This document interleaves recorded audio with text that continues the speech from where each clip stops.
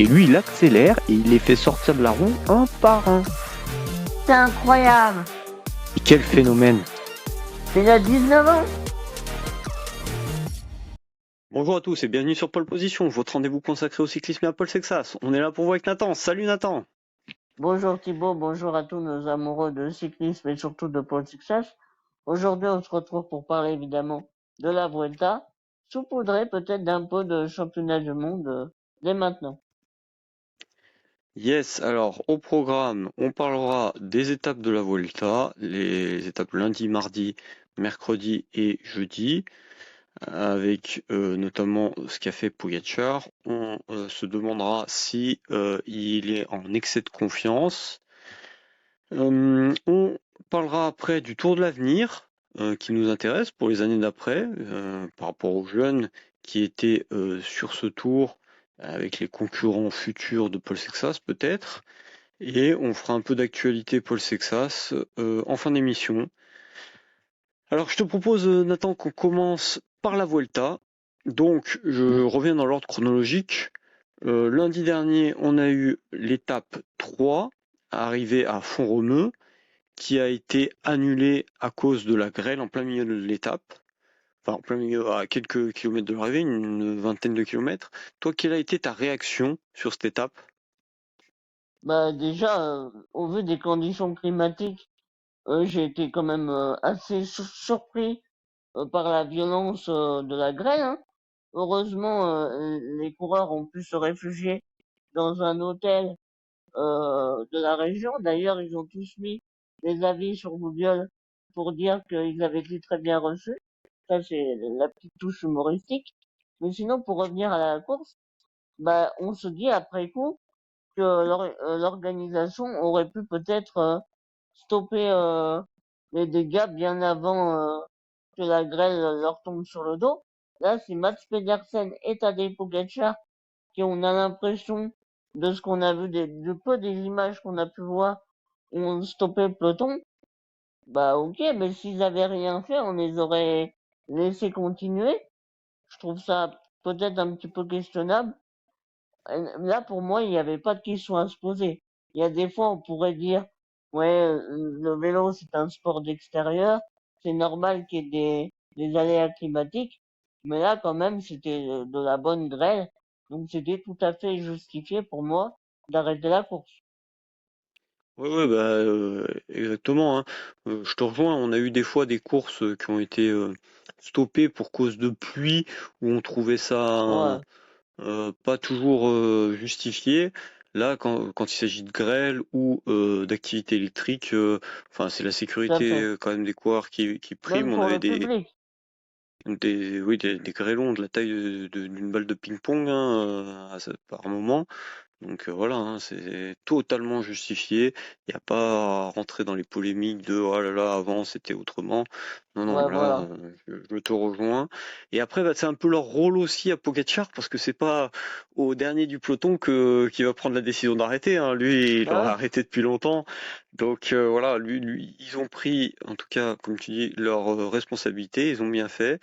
Et pour la petite histoire, a priori, l'organisation de la Volta voulait régler la note de l'hôtel et l'hôtel a décliné, hein. Ah, c'est pas Euh, mal comme info, ouais, ça, je ne l'avais pas. mais a eu un beaucoup de pub quand même grâce aux coureurs qui ont bien joué le jeu, comme tu l'as dit. Euh, voilà pour cette étape, sinon il n'y avait pas grand chose à dire puisque c'était un peu une course de côte, hein, donc les Oui. hostilités n'étaient pas encore lancées à ce moment-là. Sur l'étape de mardi, par contre, on a eu pas mal de choses. Une victoire de Pogačar qui a, alors je vais te poser la question, est-ce qu'il a tué déjà la Vuelta dès mardi ou à Andorre il s'impose avec plus de 2 minutes 30 d'avance sur le groupe de poursuivants composé notamment de Vidar, Gal, Only, Kuss, Mas, Roglic. On a Carapaz qui est pas loin derrière, ou est-ce qu'il y a le Moseux? Vas-y, dis-moi tout. Bah, concernant Pogacar, je crois que je vais te répondre la même réponse que on avait eue sur le Tour de France. Il a tué la Vuelta, mais pas plus qu'avant qu'elle commence. On était tous d'accord, nous, suiveurs du cyclisme, pour dire que Tadej Pogacar venait sur la Vuelta pour inscrire cette course à son palmarès, pour avoir la trilogie des 3 grands tours. Et c'est ce qu'il va faire si tout se passe bien. Et ça, bah, ça choque personne. Donc c'est pas à nous maintenant de faire les chats échaudés en se disant que, oulala, le suspense est mort dès la 4e étape. On le savait très bien. Mais par contre, on aura une belle lutte pour le podium. Est-ce que justement, t'as pas trouvé un peu dommage? Alors, on a vu Gall qui a tenté de résister, mais ça a été le seul, quoi, et il y a presque eu une lutte directement pour la 2e place, quoi. Est-ce que c'est pas un petit peu dommage de se résigner comme ça? Ou c'est la logique des choses au final? Bah, après, je suis d'accord avec toi, mais Gall, il a essayé, mais il a bien vu que bah, c'était presque une erreur, car il s'est fait péter et après il a eu du mal à revenir sur ses principaux concurrents du podium, justement. On parlera tout à l'heure d'Onley, qui a aussi essayé sur l'étape d'aujourd'hui, mais qui s'est lui aussi brûlé les ailes. Moi, je me souviens de Giulio Pellizzari sur le Giro l'an dernier lors de la première étape de montagne, avait essayé de suivre Vingegaard, qui à moindre mesure, mais c'est le même principe, bah, il s'était fait péter le caisson lui aussi.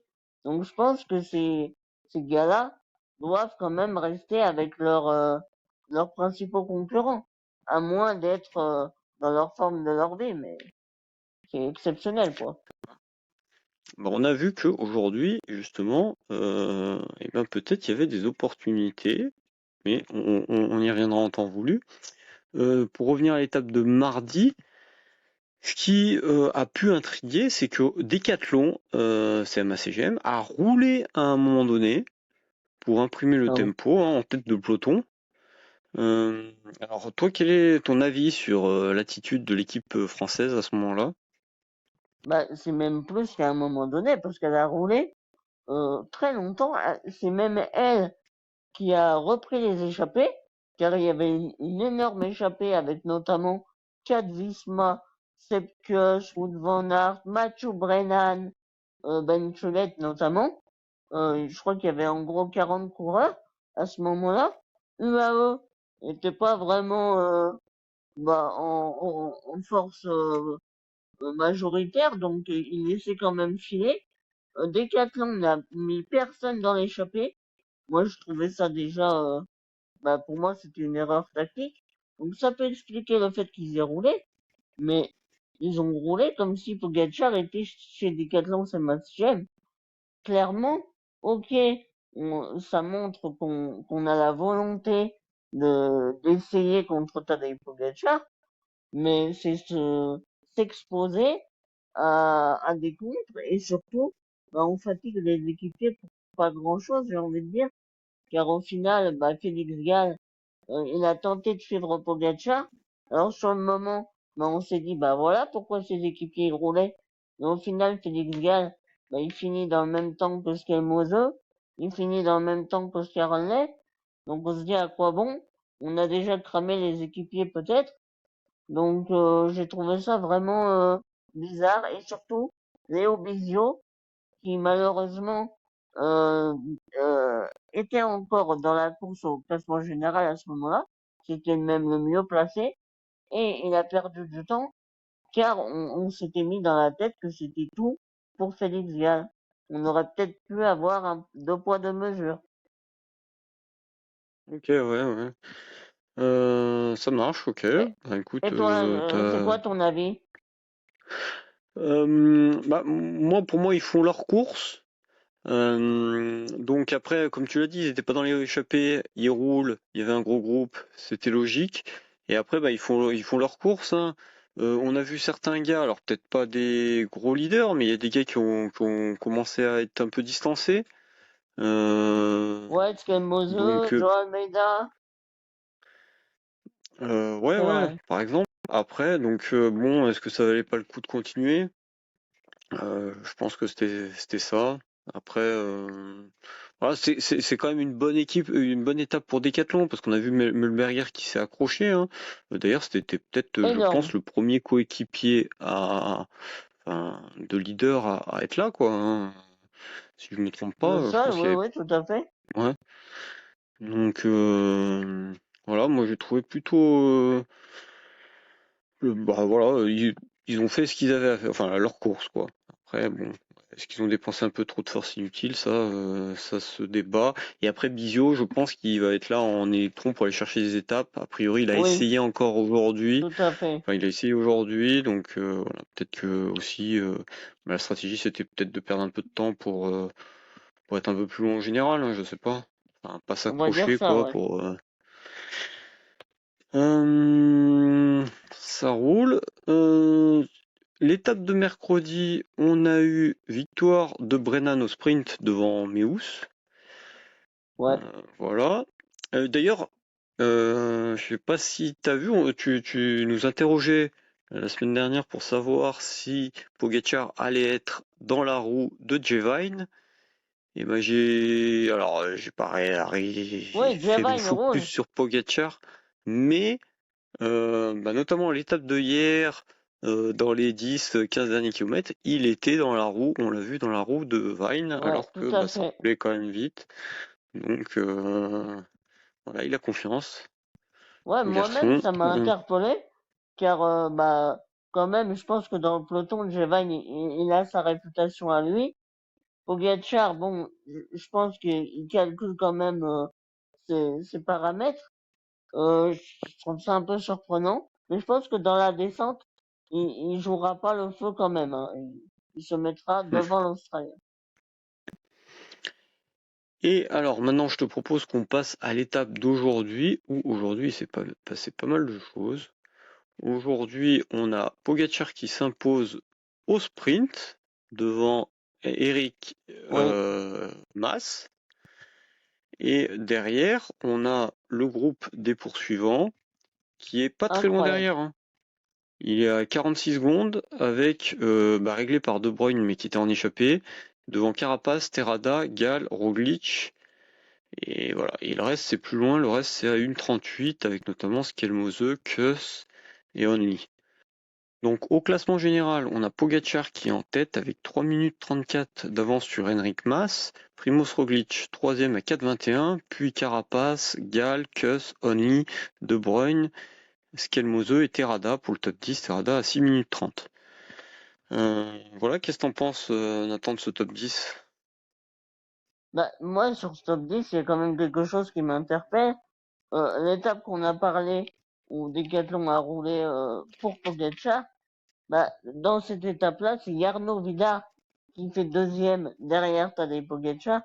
Et aujourd'hui, malheureusement, il est sorti du top 10 car bah, dans la montée sur les chemins empierrés, bah, il n'a pas pu résister malheureusement. Alors j'ai pas pu m'empêcher de faire le parallèle avec un certain Belge, Remco Evenepoel, car quand je l'ai vu sur l'étape où il fait deuxième, lâcher dans un groupe, revenir sur le groupe qui jouait la deuxième place, taper au sprint, Sky Mosel, Gallonley, etc. Bah, ça m'a tellement rappelé Remco Evenepoel sur le Tour de France, où il était lâché par Florian Lipovic notamment, et après, avec la rage, il fait deuxième.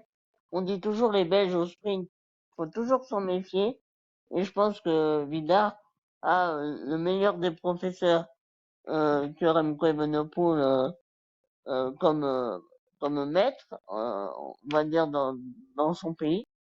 Et en tout cas, tout ça pour dire que bah, je suis déçu pour Arnaud Vidar, car pour son premier grand tour, c'était quand même une belle étape et faire deuxième sur l'étape peut-être reine de cette Vuelta, bah, c'était un beau palmarès et malheureusement c'est c'est euh, c'est euh, c'est mis à mal aujourd'hui.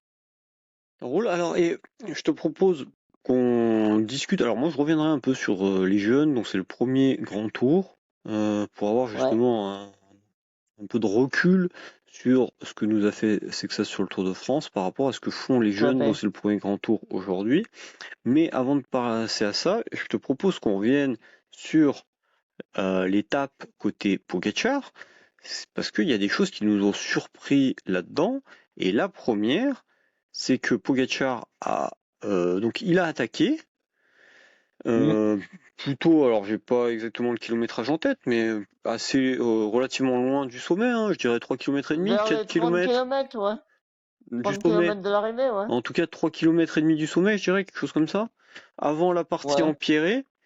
Et on s'est dit, bon, bah, il va nous refaire le coup de mardi, sauf que il a rapidement pris pas mal d'avance, Only a résisté, mais après, il est parti tout seul et Henrik Mas est revenu sur lui et est même passé en tête au sommet.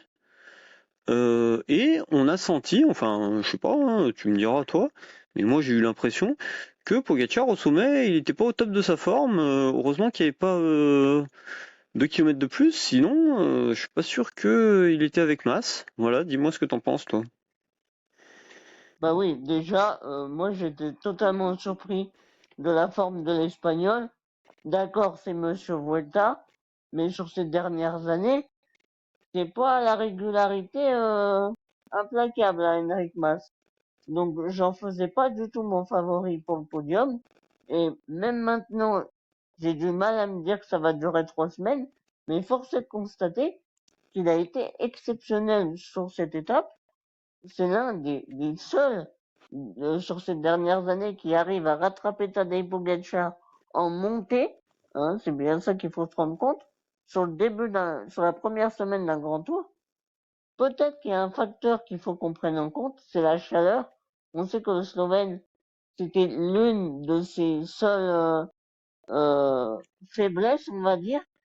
Et là, on s'est rendu compte, les commentateurs d'Eurosport ont bien vu qu'il n'avait pas de bidon sur son porte-bidon au moment où il a attaqué. Donc peut-être qu'il a été victime d'un coup de chaud et qu'il n'a pas pu se ravitailler sur la suite de l'ascension et que ça lui a porté préjudice. Ou alors c'est de la simple gestion. C'est vrai qu'on n'a pas l'habitude de la part du Slovène de gérer son effort et on se dit que par rapport à son avance qu'il avait de 3,21, là il l'a augmenté que de 15 secondes ou 10 secondes. C'est quand même assez médiocre, mais en même temps, qu'est-ce qu'on va lui chercher des poux alors qu'il a gagné l'étape? Donc finalement, c'est plusieurs questions qui se posent. Je pense qu'on aura les réponses euh, à la fin de cette Vuelta et peut-être même au championnat du monde, car peut-être qu'il a déjà entamé une gestion, mais en même temps, s'il est en gestion, vous allez me dire pourquoi il essaye de gagner toutes les étapes. C'est plusieurs questions que j'ai pas toutes les réponses. Oui, bah, alors je reviens là-dessus, hein.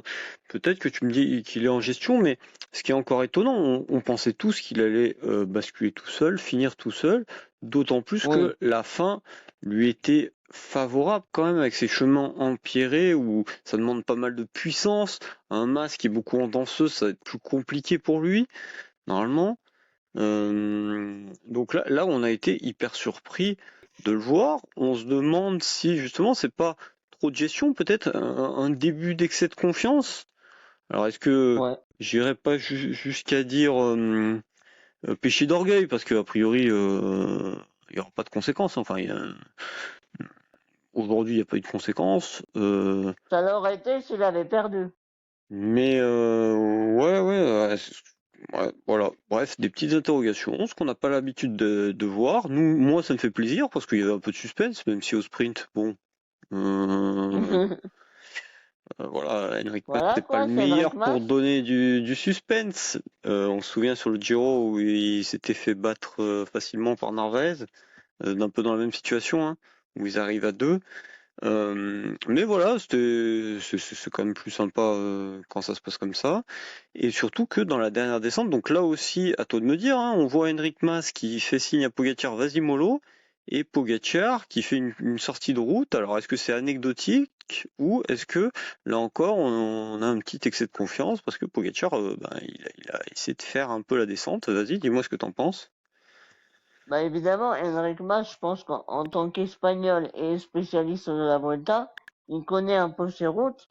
Et il savait que c'était une descente technique qu'ils allaient aborder tous les deux. Mais bon, tout Tadej Pogacar qu'il est, il se dit, bon, des descentes J'en ai vu d'autres, hein. J'ai fait Milan-San Remo plusieurs fois. Ça me fait pas peur.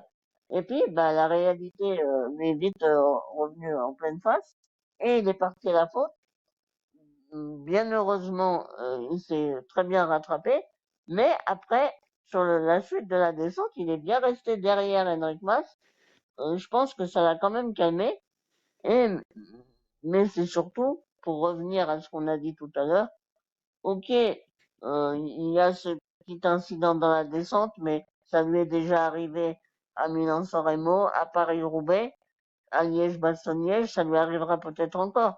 Mais le fait qu'il se fasse rattraper dans la montée par Henrik Mas, un coureur bah, qu'on n'avait pas vu depuis un petit moment, pour moi, c'est vraiment l'événement le plus marquant de cette étape et peut-être même de cette saison quand même, parce que bah, se faire rattraper dans une montée à part Wout van Aert aux Champs-Élysées l'an dernier, bah, c'était pas arrivé depuis longtemps.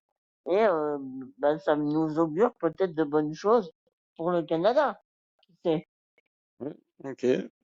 Moi, je voulais quand même signaler que, bon, dans la descente, on a vu, c'était pas des ravins qu'il y avait autour, donc c'est peut-être Oui, aussi pour ça que lui, il a pris un peu plus de risques.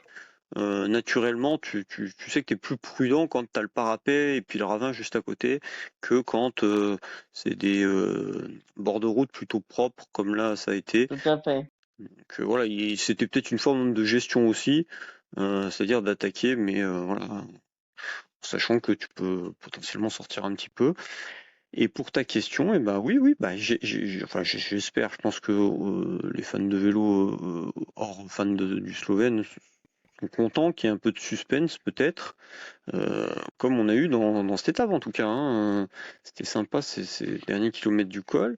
Et ce que je voulais remarquer aussi, c'est pas Henrik Mas qui performe particulièrement, puisque comme je l'ai dit, il y a que 46 secondes avec le groupe de poursuivants à l'arrivée, et puis je crois que dans la montée ça a tourné autour de 30-40 secondes hein, aussi, si je dis pas de bêtises. Donc voilà,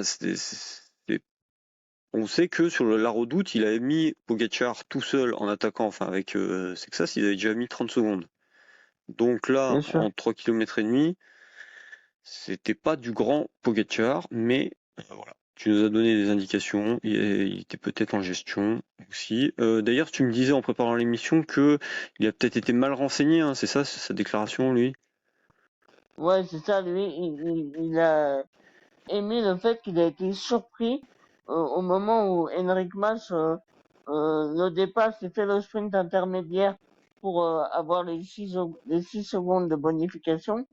Bah, Tadej Pogacar, il nous a dit que lui, il s'attendait pas à ce que l'Espagnol le rattrape et qu'on lui indiquait qu'il était plus à 40 secondes derrière. Donc c'est quand même des informations cruciales chez UAE.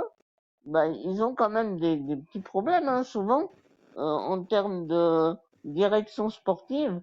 C'est pas toujours très clean, hein, malheureusement, même pour Tadej Pogacar.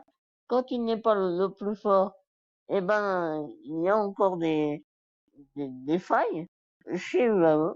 Donc ça, c'est quand même questionnable. Oui, bon après, on sait que dans ce profil, c'était à chaque fois des petites routes, hein. De toute façon, l'Espagne, c'est ça, c'est des autoroutes quand tu fais du plat et des petites routes quand tu fais de la montée-descente, où tu passes même pas à une voiture. Donc voilà, il devait être bloqué dans le trafic et lui communiquer les écarts communiqués par à la radio de course, hein. Donc ouais, je cherche pas à Ouais. les dédouaner, mais quelque part, il y a toujours un peu de latence, des fois, on sait. Euh, et voilà, ça pourrait expliquer. Mais bon, pour la meilleure équipe du monde, quand même, il y a des trucs qu'on pardonne pas trop. Alors, je te propose maintenant, moi, je me suis noté les jeunes Mhm. qu'on attend au classement général pour les prochaines années et qui font leur premier grand tour cette année et qui sont donc de la génération Sexas, hein. D'ailleurs, dans ces jeunes, on en a quelques-uns qui étaient autour de l'avenir l'année dernière. Mhm. Alors, pour juste se donner un aperçu, comme je disais, et avoir le recul sur la performance, encore une fois, de Paul Sexas sur le Tour de France, hein. Là, on est sur la Vuelta, on a un plateau qui est moins relevé. Et alors, on a Vidar, tu nous en as parlé, qui est 11e, ok. qui a fait une bonne étape mardi, mais aujourd'hui c'était plus délicat. On a Pablo Torres, bon il est au service donc chez UAE, hein, l'espagnol. Il est au service de Pogacar, donc je le mets un petit peu de côté quand même, parce que En voilà, tout cas, il est en forme. il joue pas sa carte. Ouais, il est en forme, mais là, il est quand même, il a quand même perdu du temps aujourd'hui. Il finit un peu loin. On voit Ah ouais, d'ailleurs que mais il travaille. les coéquipiers de Pogacar sont Oui, pas là dans le final, c'est pas aérien. contrairement à certaines années, enfin ou certains grands tours même. Euh, on a aussi Amsel de Bahreïn, donc Mhm. slovène. Lui aussi, il est 15e du général, lui à 13 minutes.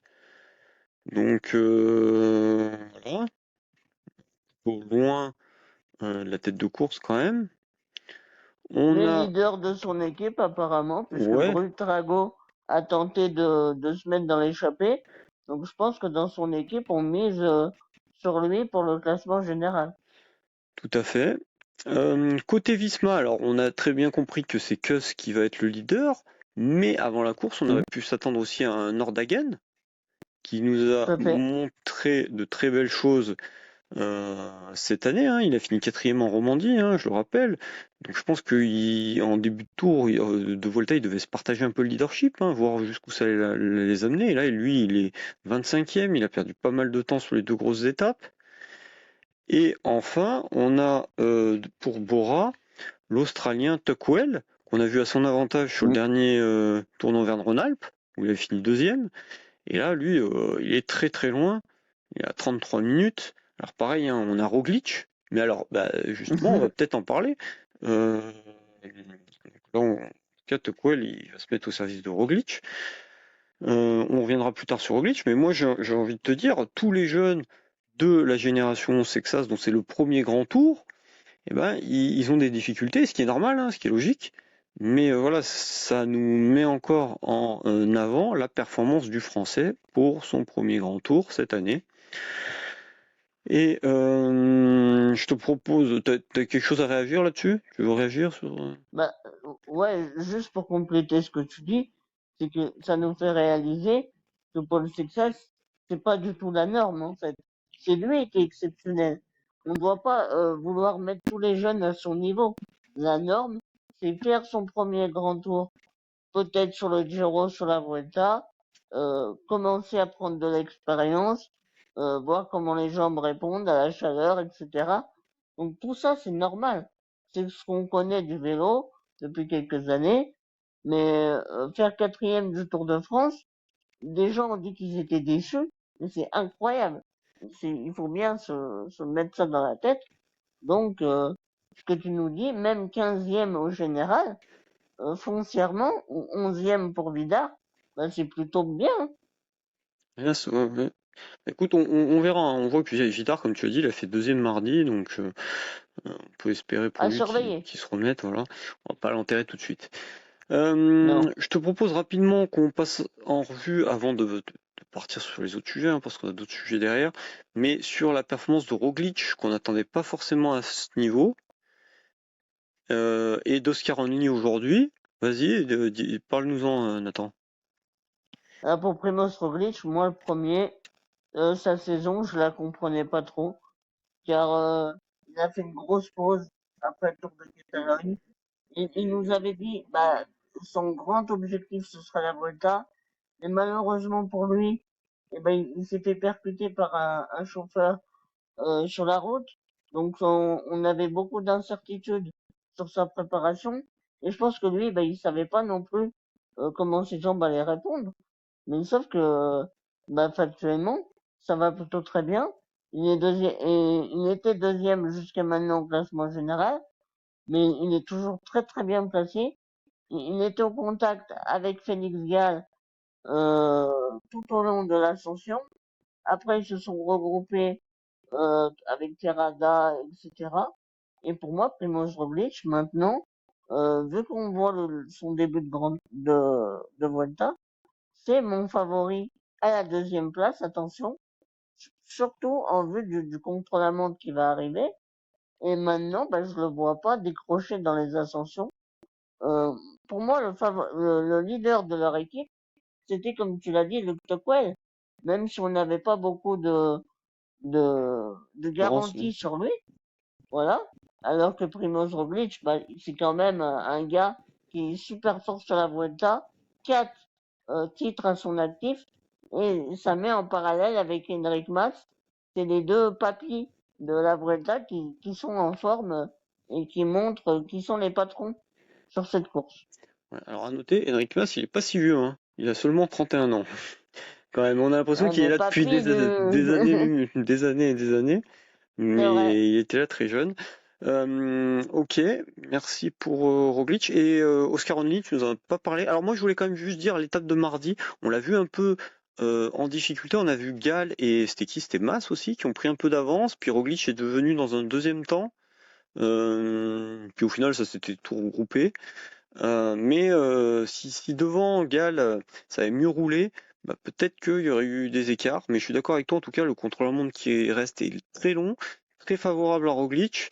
Et je croyais que tu allais me dire, malheureusement, tu n'allais pas me parler de sa chute, mais que malheureusement, Pogacar s'est inscrit sur la Volta, et c'était ça le plus gros coup dur pour ce mois d'août, euh, pour lui. Et donc, vas-y, dis-moi sur Onni. Aujourd'hui, on a vu essayer de s'accrocher, puis finalement, il a perdu pas mal de temps. Oui, tout à fait. En fait, il a fait l'erreur que Giulio Pellizzari avait fait sur le Giro. Il a fait l'erreur que Félix Gall a fait sur l'étape de mardi en tentant de suivre Pogacar. Mais en même temps, c'est tellement tentant, je pense, pour un coureur de sentir qu'il a des bonnes jambes et de pouvoir essayer de suivre la chimère Tadej Pogacar, le meilleur coureur cycliste actuel du monde. Donc, je peux pas lui en vouloir. Mais, force est de constater que ça lui a été préjudiciable pour la suite, car il finit avec Kuss, Skemose, etc. Il se retrouve à perdre beaucoup de temps, alors qu'il avait de très bonnes jambes au début de l'ascension. Donc, il s'est certainement brûlé les ailes, mais je pense qu'il pourra, il a encore beaucoup d'étapes pour se refaire, mais ça lui fait une bonne leçon, quoi, à charge de revanche. Ok, merci. Alors, à noter, le premier français, Clément Berthet, aujourd'hui, il fait 9e, et au classement général, il Mm. est 13e pour Groupama FDJ. D'ailleurs, Groupama FDJ, j'enchaîne, Groupama FDJ, aujourd'hui, sur le Tour du Poitou-Charentes, ils font un doublé avec Maxime Decombe qui gagne devant Rémi Cavagna, et Decombe prend la tête du général. Donc ça, c'est plutôt bien pour le jeune français. Je te Mm. propose qu'on passe au Tour de l'avenir qui s'est terminé en début Bien de sûr. semaine avec la victoire écrasante de Lorenzo Finn. Alors, Lorenzo Finn, dis-nous ce que t'en penses. Est-ce que ça peut être un concurrent à notre Paul Sexas dans les années à venir? Vas-y. Bah, Lorenzo Finn, comme tu l'as dit, on le découvre pas non plus, hein. C'est un coureur qui est là depuis les catégories juniors, qui se bat avec Paul Sixas. L'an dernier, il était déjà là sur le Tour de l'Avenir. Il fait Quatrième, quatrième. ouais. Voilà. C'est un spécialiste aussi du contre-la-montre, comme Paul Sixas. Mais l'an dernier, il s'était fait exploser par ce même Paul Sixas, notamment sur les chronos. Et cette année, on voit que c'est lui qui explose la concurrence. Peut-être, moi je trouve, c'est mon avis, que ce Tour de l'Avenir était quand même un petit peu moins relevé en termes de startif comparé à l'an dernier. On avait des Ouidar, etc. On avait deux vraies têtes d'affiche. Là, il est un petit peu tout seul, j'ai l'impression, même s'il y a le Belge Nils Driesen, qui est très fort aussi, mais le grand favori, c'était Lorenzo Finn. Mais pour moi, son problème, bah, ça va être son équipe au final. C'est Red Bull Bora. On a énormément de leaders. On a Giulio Pellizzari, on a Remco Evenepoel, on a Luke Tocquel qui arrive, on a pourquoi pas Jane Hindley, peut-être qu'il est en partance, mais pour l'instant on n'a pas d'informations. Il y a Finn Fischer-Black aussi, il y a Alexander Vlasov. Il faudra surpasser tous ces coureurs-là pour moi, je pense, c'est mon avis, que l'Italien devrait changer d'équipe pour s'assurer d'être le leader de sa future équipe. Ça marche. Alors, je vous rappelle, cette année, il a gagné le Giro Netgen, on en avait parlé. Le Sibiu Tour, je sais pas si on en avait parlé, ça, mais alors, il y avait une start list qui était quand même relativement faible, hein, c'était pendant le Tour de France. Hein. De gars qu'on connaît, il y avait Wout Poels, Ivan Sosa, Pablo Torres ou Eddie Dunbar.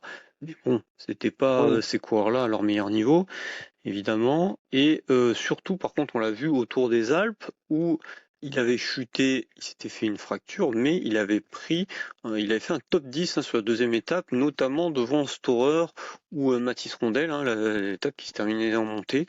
Donc c'était quand même une bonne référence, sa première vraie référence avec des vrais coureurs élites autour de lui.